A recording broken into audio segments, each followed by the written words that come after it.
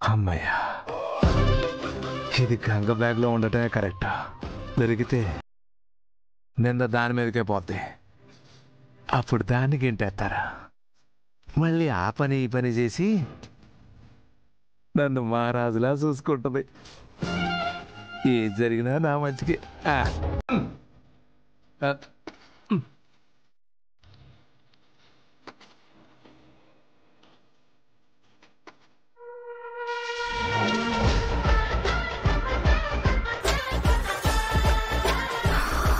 Plan work out అయింది bro. ఇక గంగా దాని బాబు ఇద్దరు బయటకు వెళ్ళిపోవడం కన్ఫర్మ్.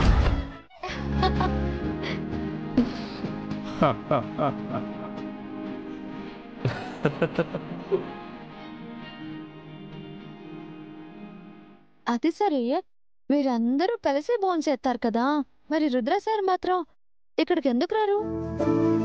అన్నయ్య మనందరితో కలిసి భోంచేసి చాలా రోజులైంది. ఎక్కువగా పిన్నే తన గదికి తీసుకెళ్లి భోజనం పెడుతుంది. మీరంతా బతిమాలో బుజ్జగించో రుద్ర సార్ని పిలవాలి కదా. అన్ని ప్రయత్నాలు అయిపోయాయి.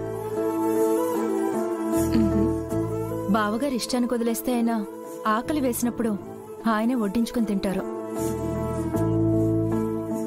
బలవంతంగా పిలుచుకొచ్చి కూర్చోబెడితే అది కూడా తినరు. అందుకే మేమంతా ఫోర్స్ చేయడం కూడా మానేశాం. మొన్నటి వరకు రుద్ర ఇంకా శకుంతల ఇద్దరి పంథా ఒక్కటే. వాళ్ళకెప్పుడు ఆకలేస్తుందో, ఆ గది నుండి బయటకొచ్చి శకుంతల ఎప్పుడు తింటుందో, రుద్ర అసలు తింటాడో లేదో కూడా తెలిసేది కాదు.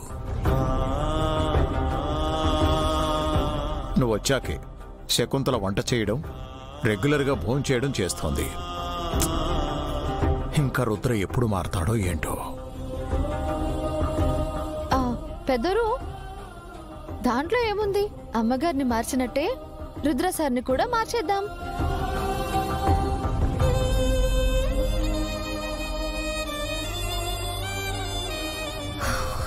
చూడు గంగా, పెద్దత్తయ్య గారు నీ వల్ల మారారు కదా అని ఓవర్ కాన్ఫిడెన్స్తో రుద్రబాబు గారి దగ్గర ట్రిక్స్ ప్లే చేయాలని చూడుకో. బావగారు చాలా స్టబ్బన్. నా అమ్మగారి గదిలోకి వెళ్లే ముందు కూడా మీరు అందరూ ఇట్టాగే అన్నారు. మీ మాట విని నేను ఆగిపోయి ఉంటే అమ్మగారిని ఇంత సంతోషంగా చూసేవాళ్ళమా? చెప్పండి. నీకో విషయం అర్థం కావట్లేదు గంగా. నీ పేరు బాను అని చెప్పావు కాబట్టి అత్తయ్య గారు కనెక్ట్ అయ్యారు. లేదంటే నీ మొహం కూడా చూసేవారు కాదు. నీ మంచి కోసమే చెప్తున్నాను. రుద్రతో అంత ఈజీ కాదు.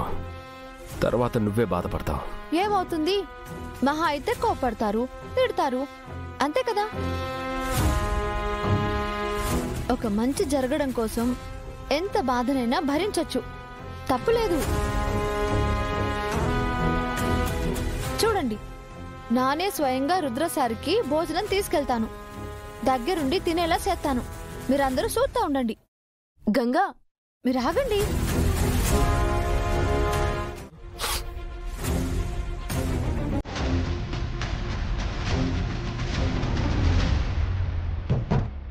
Yes.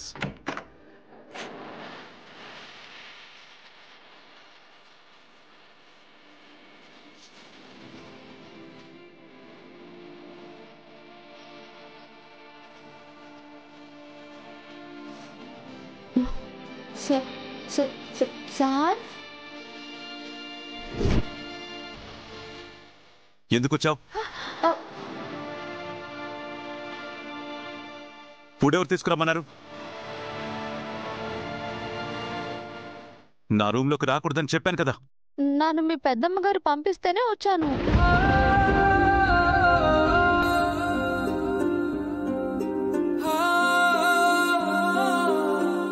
ఏమన్నా? పెద్దమ్మ పంపించిందా? అవును సార్. లేదంటే మీ కోపం గురించి తెలిసి కూడా మీ గదిలోకి నానెందుకు వస్తాను చెప్పండి? అమ్మగారు శనివారం ప్రత్యేకంగా పూజ చేసుకుంటారు కదా, అందుకే అందరి కోసం వంట కూడా చేశారు.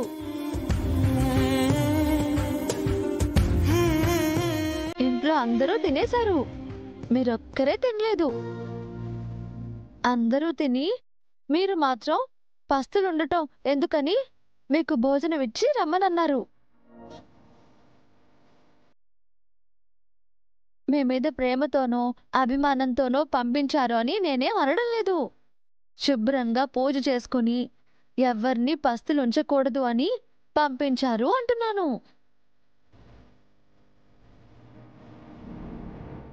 మీరు వద్దంటే చెప్పండి, ఇదే మాట పెద్దమ్మ గారికి చెప్తాను. పిలిచారా? మీరేం మొహమాట పడకండి. నా నెల్లి మీకు ఆకలిగా లేదని అబద్ధం చెప్పేస్తాను. ఆగు, ఒక్క నిమిషం.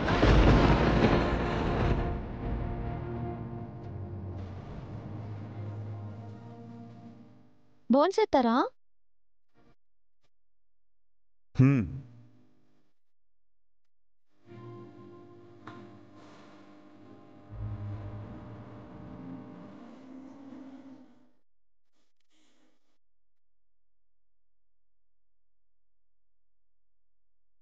పెద్దమ్మి పంపించింది కదా? అవును సార్.